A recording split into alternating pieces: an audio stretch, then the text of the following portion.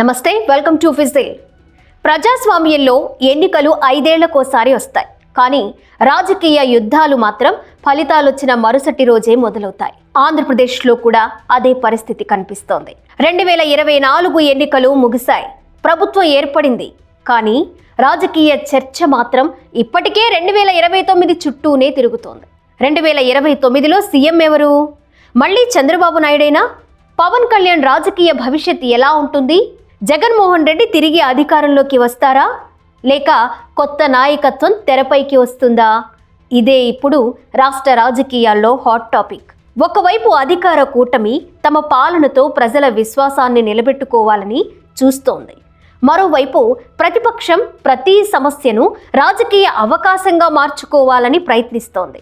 ఉద్యోగాలు, అభివృద్ధి, అప్పులు, సంక్షేమం, పెట్టుబడులు, రాజధాని ఇవన్నీ 2029 ఎన్నికల ప్రధాన అజెండాలుగా మారే అవకాశం ఉంది. సోషల్ మీడియా యుద్ధాలు ఇప్పటికే మొదలయ్యాయి, సర్వేలు మొదలయ్యాయి, రాజకీయ వ్యూహాలు సిద్ధమవుతున్నాయి. ఎవరి బలం ఎంత, ఎవరి బలహీనత ఏంటి అనే లెక్కలు ఇప్పటి నుంచే వేస్తున్నారు.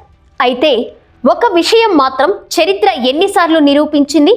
ఎన్నికలకు 3 ఏళ్ళు 4 ఏళ్లు ముందొచ్చిన సర్వేలు చివరి ఫలితాలను ఎప్పుడూ నిర్ణయించవు.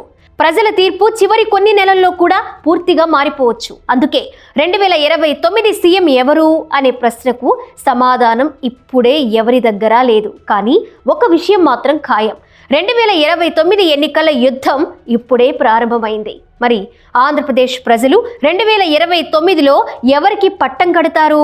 అనుభవానికా, మార్పుకా, సంక్షేమానికా, అభివృద్ధికా, లేక కొత్త రాజకీయ సమీకరణాలకా? అది కాలమే నిర్ణయించాలి. 2029 సీఎం ఎవరు?